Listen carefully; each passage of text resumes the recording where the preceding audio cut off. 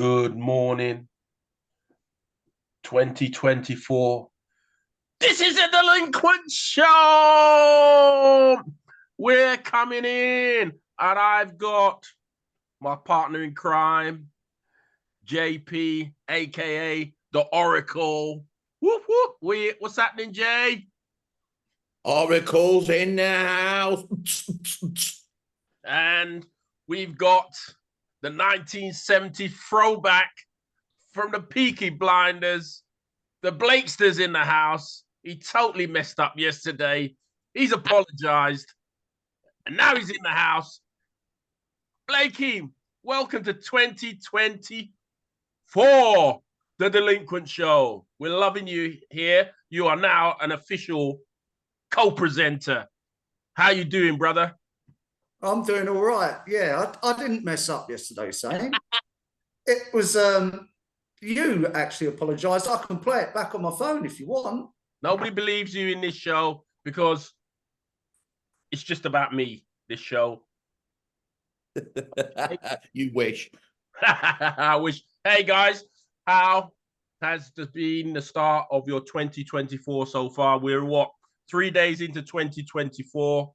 These people have been dying for a delinquent show for 2024. What we going to give them this year?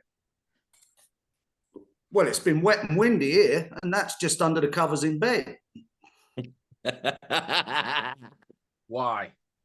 There's a reason that you didn't come in yesterday, honestly. We're going to have to certify this podcast as an 18s only because he is going Pete Tong straight off the bat. Well, Johnny, this is a new surrounding for you. You're in the kitchen. Didn't know you knew where that was. This is my domain.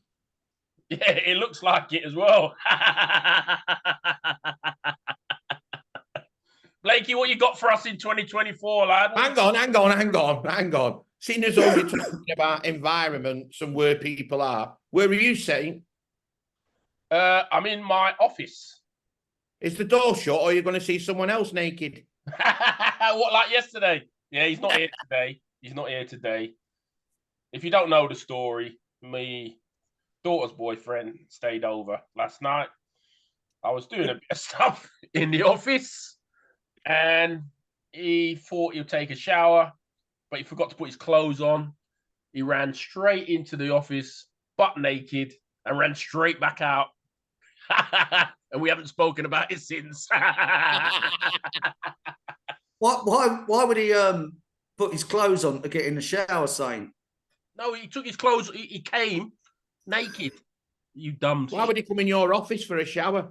Because that's a bit concerning. I've got ensuite, lad. You know, I'm posh here up in Newport, not like you down in Wigan and that, and Milton Keynes. I'm posh up here, lad. Ensuite, lad. I've got an ensuite to my kitchen. I go outside with an hose pipe. Yeah, it looks like you got an ensuite to a kitchen. It's like a tube that goes straight to your guts.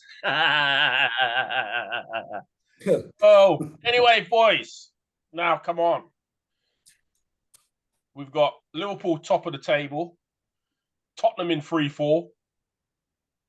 Man United just being Man United. Transfer window. Got the bullet. Jadon Sancho off to Dortmund. Now, tell me, you told me something this morning, John, about Man United's 3 highest paid players. They're not even playing, are they? No. Casemiro, Varane, and Sancho, the 3 highest paid players at that club, and they don't even feature. That club is just in disarray. It is so. I feel sorry for the fans. I really do. But being a Liverpool fan, I'm absolutely buzzing about it. Hey, I think every fan in the country is buzzing about it. To be fair, Johnny, you ain't just got to be a Liverpool fan. It's just funny. It's an absolute S show, I'll say. You know what I heard? Man United were going to go and try and get Wayne Rooney for manager. He's used to losing, so they just need another loser. Hey. Well, to be honest, if Rooney goes to United as manager, I'm sure he's got a higher win rate than Ten Hag. Because Rooney's win rate's 23%. Oh, dear. And we got the darts final. Luke versus Luke. Wow. He was awesome last night, wasn't he? Absolutely awesome. Poor old Rob Cross. The voltage was dismantled last night. And as for that other clown, Williams, he got dismantled as well.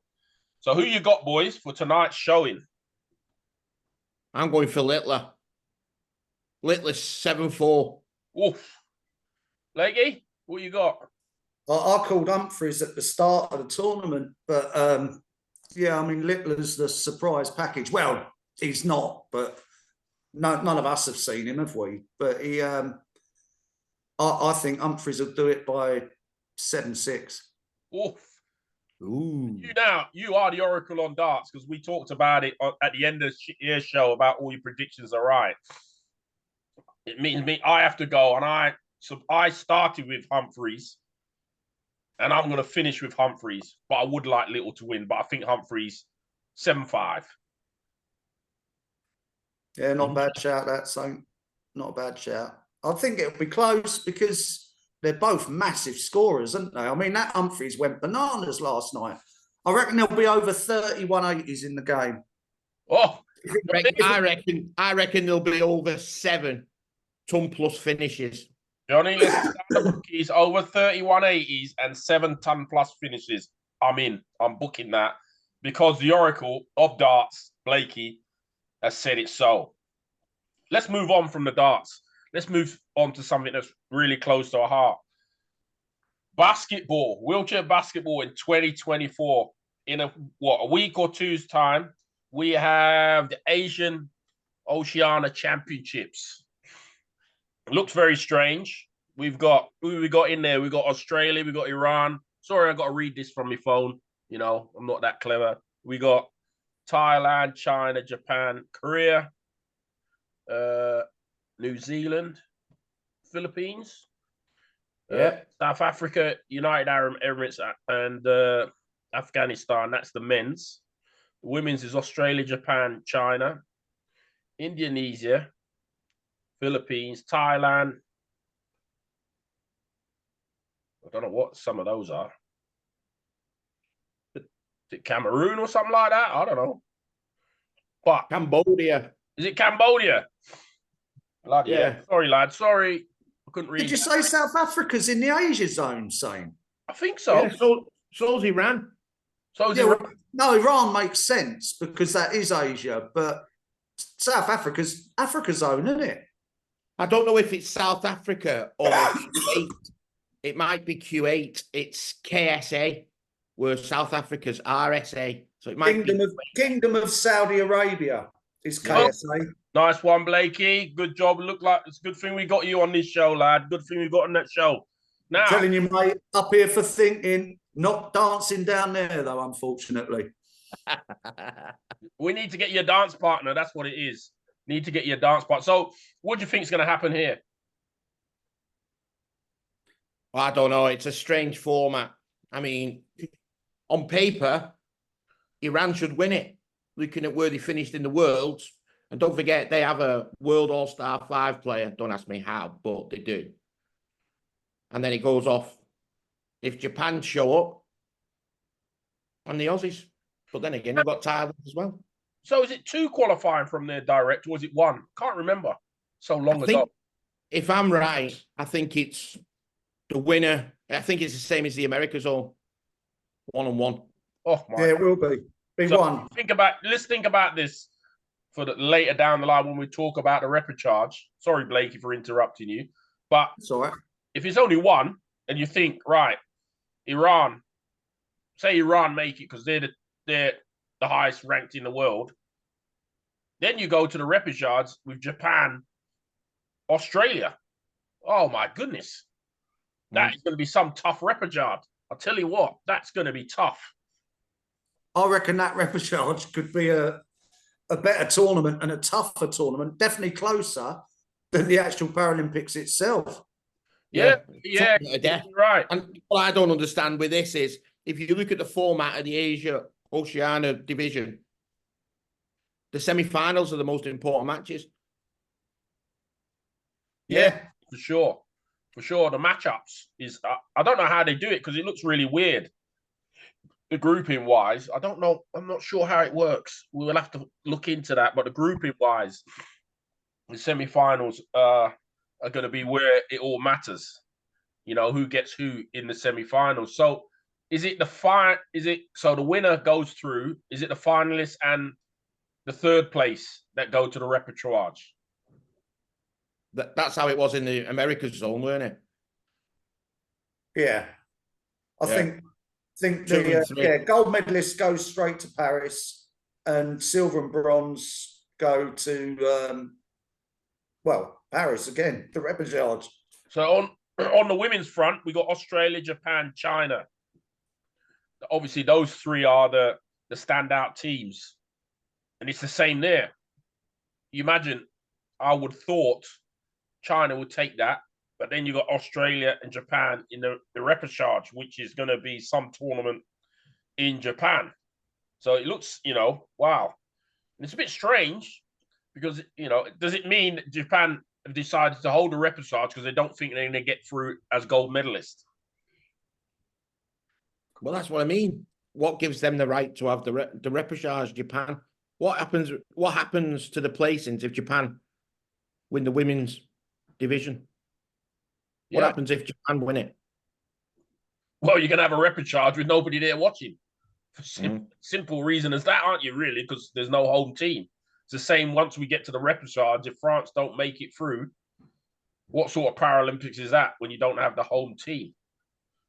And, whose fault's all of this? Where's the blame lie? Looking at this, do you think in 4 years' time for LA, we'll be in this position again, talking about a repechage, or will they just go back to the old formula? They've got to go back to the old formula. The old formula is far more. My idea of the Paralympics is you play different teams from around the world that you will never play. This is not. This is elitism. That's how I see it. I don't know what you think, Blakey, what you think, Johnny. This is elitism. Well, that's what it's all about now with IPC. I don't think it'll change now. I think that's it. They're, they don't get on, do they? IPC and IWBF anyway. But I can't see. I think that's to do with him who's running the IPC. He's an head the ball. Yeah, for sure. He's not a basketball fan. No. Yeah, but I don't understand why he's not a basketball fan. It's been voted time and time again the #1 Paralympic sport, but yet we're getting less and less team to be elitism. What sort of tournament is it? That's going to happen with 8 teams. What's the format of the tournament? Anybody know when they get to that stage? Not a clue. But put it this way. If the formula works for the Paralympics for 2 groups of 4, and then you go straight into crossover quarterfinals, well, if you want to better the sport, do it at the Europeans. So then the teams that aren't going to be in the top 4 of each pool go down a division. If you're going to do it completely. Yeah, but it doesn't really make sense. If you've got 2 teams of 4 in the Paralympics, you play each other. What's the point in playing each other? And then you play each other again in the quarterfinals. That's why 6 made it exciting, because one of those 2 teams that are at the bottom, the likes of, say, Brazil or something, had a chance of getting into the quarterfinals. This way, It's just elitism, isn't it? And you know what could happen? One team that you don't expect, a big team, could come a cropper because they've not done the business in the pool game. It doesn't give you no room for maneuver in the pool games. Yeah. You think about Athens. We played Brazil, didn't we, late doors? But we came 4th in the group. But if Brazil, they were up at half time. If they'd have turned us over, we're out and they're in. And we played for a bronze 4 years previous. So it is on the cards that big teams can get knocked out. Yeah, totally agree. Hang on. Yeah. Right. Breaking news. Just got a call. It's time for the 2 questions each. Oh, breaking news time. It's breaking news time on the Delinquent Show. Hit it, baby, with your breaking news. All right. I'll use me first. We're doing the 2 questions each. Of course. My first question And I'm going to go back to the darts. All right. If you was a darts player, what would be your walk-on name? Right? And then if you was a darts player, what would your mates have you as your walk-on name? So your version of your walk-on name, and then what you think your mates would have it. I'll go first. Mine would be Johnny Downtown Pollock. Right? But what I reckon my mates would say is Johnny the Reputation Pollock. Blakey, what you got? I don't know. What would my name be? I don't know. That's a great question. Like, you've stumped us both. Well, you're my mates. You're my mates. So what would your name be for me if you're my mates? For you, it would definitely be Johnny the Oracle. No. We've done me. Now it's you. It's yours and Blakey's turn. Yours and Blakey's. I'm Romeo done. I am done. I think I would go the Black Assassin. What would my mates call me? The Pony Express. Because when I walk, it looked like I'm riding a horse. Oh dear. Well, man, you say couldn't catch a pig in a passage. Go on, Blakey, you're left, lad. Oh, I know. It's tough, this. Christ, what would they call me? So I used to play darts, but I had lots of nicknames, but none of them are I can say on here, to be honest. I can help you if you want, Blakey. If that's your name, it's your name. It's our show. If they don't like it, turn off. I can help you if you want, Blakey. Go on then. Andy Steptoe Blake. I knew that was coming. Harold.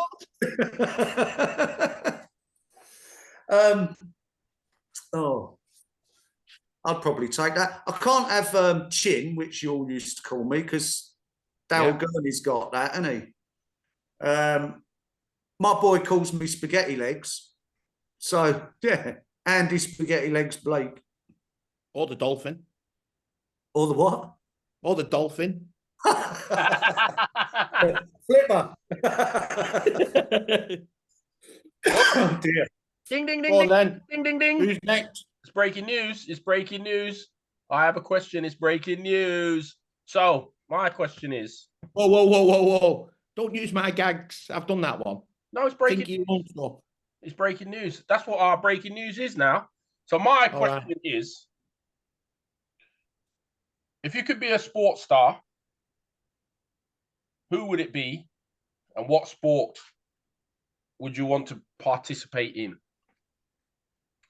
Me, I think it would have to be something crazy like, I'd like to bobsleigh, in the bobsleigh, because one of my favorite films is Cool Runnings. So I'm going to be Sanka in the bobsleigh team. Oh, I love the mug. Love the mug. Go on then, Blakey. You're next. I'll be what's her face? The girl who just won the sports personality. I can't think of her name. A goalkeeper. What's that exact one though? Mary Herbs. Yeah, I'll be her, because you win sports personality of the year, but if you win a cup final or whatever, you get to have a bath with all the other girls. I'm loving that one. I'm loving that one. Oh, oh my. Oh, don't just I'm here all night. Man, it'd be I'd have to go for kart racing. And I'd be like Donkey Kong on Mario Kart.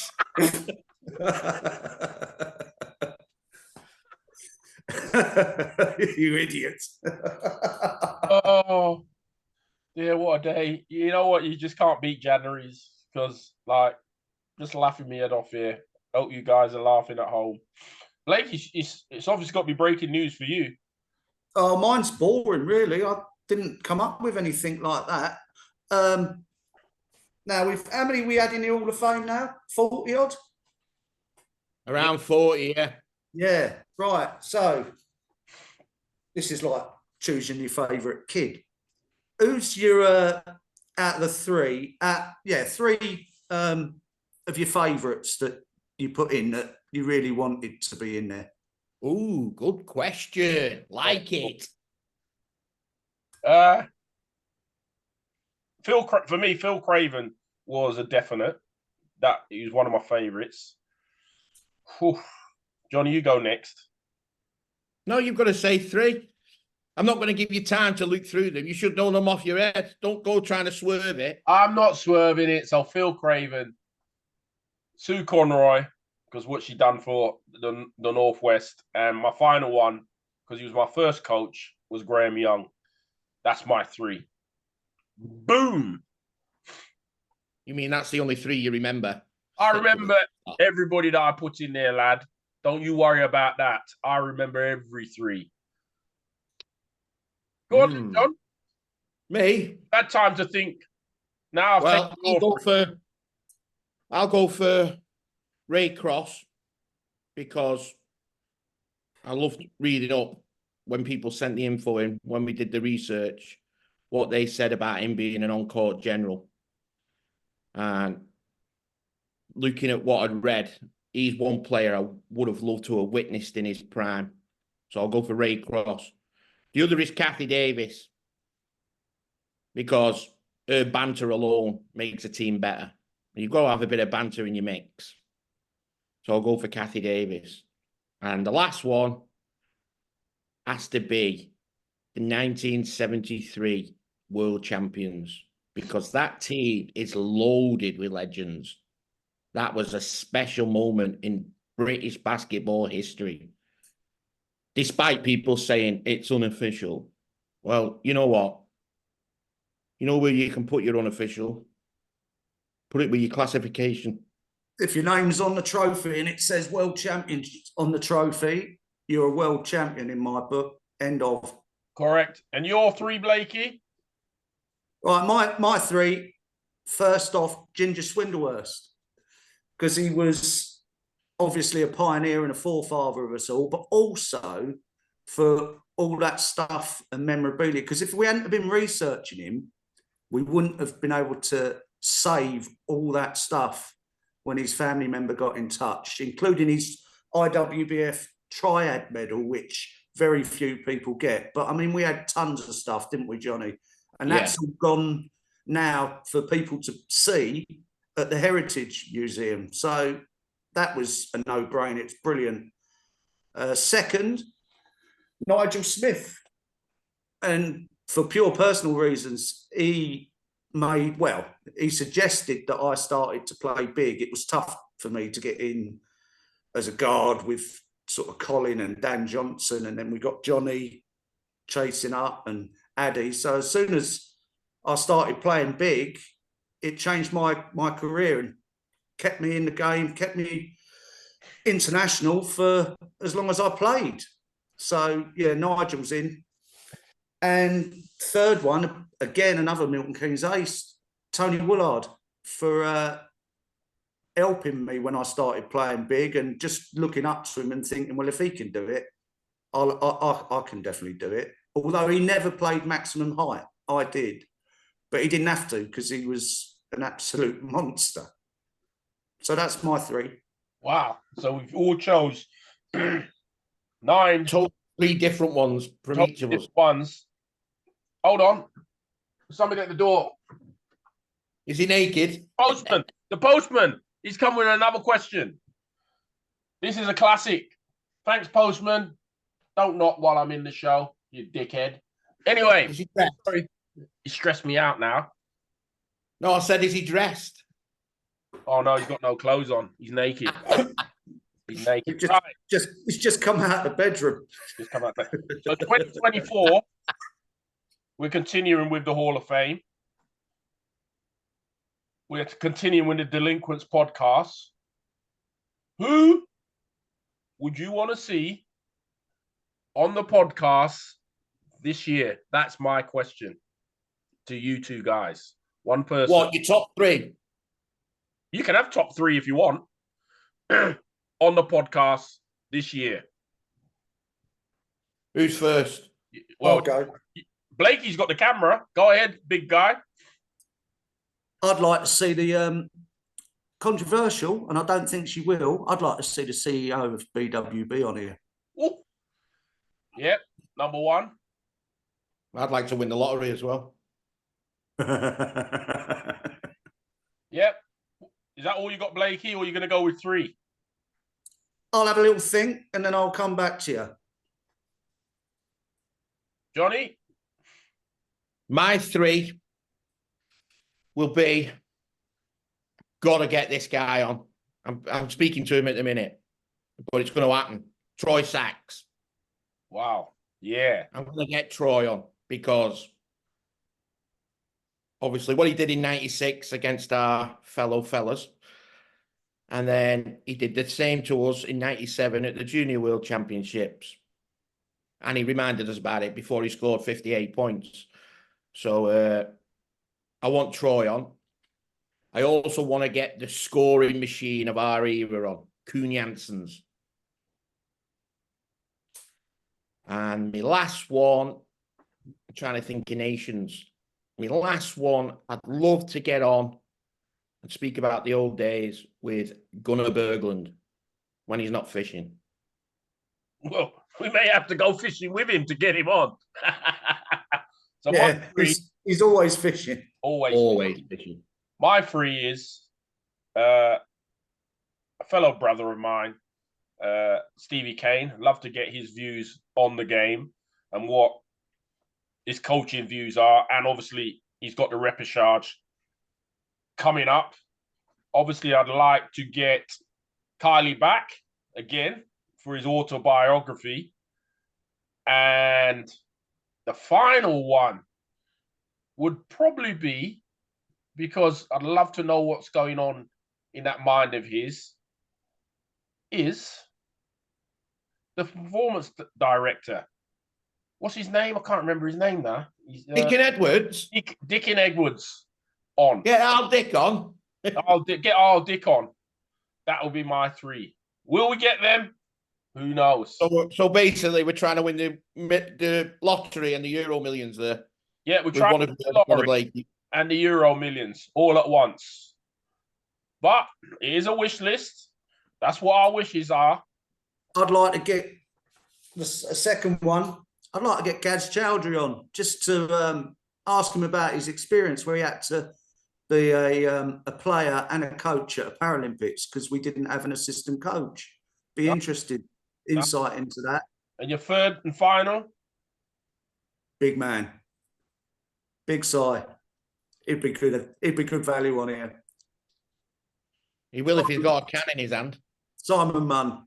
Get him on. Yeah, we might have to go down to him because he does a lot. I heard he's doing a lot of painting and decorating at the moment, which is a shame. But that's oh yeah, he's back on the tools.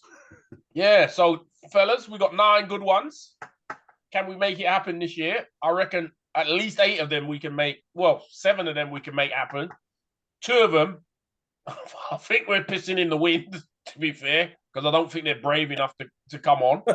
I just don't think they're brave enough to come on because it seems everybody's scared of the Delinquents and the Delinquent Show. We're going from bigger to better. The ratings are going through the roof. Now we got Blakey in there, the third one. Once he gets that fucking wallpaper changed, it'll help. Love the night style. You see that up there? Yeah. Portrait of my ex-wife, old cow. I'm not. Right, so my next question. Now we've had, it's been 7 or 8 months since we set up the YouTube channel and all the footage we're saving. And just so people know, we only want stuff prior 2013. Anything after 2013, it's irrelevant. We'll put it in the playlist, but we're not trying to save that. My question is this: out of all the games on there, what's the one you've watched the most, and why? No brainer. Magnificent Nine, all the way for me. Last tournament, going out against the Yanks with 9 players. We've got no Simon, no Terry Bywater, no Matt Burns. So our lineups, well, we've lost 2 premium scorers, and our lineups are all over the shop. And yeah, the Yanks thought they were going to hammer us, and we somehow pulled out a win. Unbelievable. And I mean, you were fantastic in that game, Johnny. Not to blow smoke up you, but you were. Hang on a minute. Let me keep it down. Let me keep it down. Whoa, lad, whoa. Just remember who was top scorer at half time, though. Never again in my career, or never before. Go on then, Saint. Well, you're going to find this one odd. I think you're going to find this one odd. And it would be the bronze medal game for 2008 Beijing, coaching to the bronze medal. That's the one I've watched the most. Because for me, you know, that was like the start of my coaching career, really. Take it off, coaching you guys to the bronze, where nobody thought I could do it. Only the players. All the other people on the outside, they didn't think I could do that, pull that off. And we beat some good teams on there. But the one I've watched the most is the 2008 Beijing bronze medal game. Over to you, Jay. I don't think mine will shock you, because you know what I'm like and what I'm a fan of. Mine's the 1989 Champions Cup final. Burke against, what they call, not Dortmund. Dordrecht. Yeah. That's my one, because that is the earliest I ever saw Van der Linden, and he was. I've watched so many hours of that guy play, and to see him that young playing, oh, that was a treat for my eyes. That was my one. Right, so yeah, we've all had 3 different experiences. Blakey, you had one which you was involved in the experience. I had one kind of involved as a coach, and Johnny had no involvement as a player. He just loved the old school basketball. What we'd like to know from you guys, send us an email or drop a note on this YouTube channel, our Delinquent Show. Which is your favorite video that you've been watching? It could be one of our podcasts. It could be one of our... Oh, hold on. Hang on. Just got a bit of info. Blakey's only done one question. Oh, Blakey, come on, lad. All right, then. Back to the Hall of Fame again.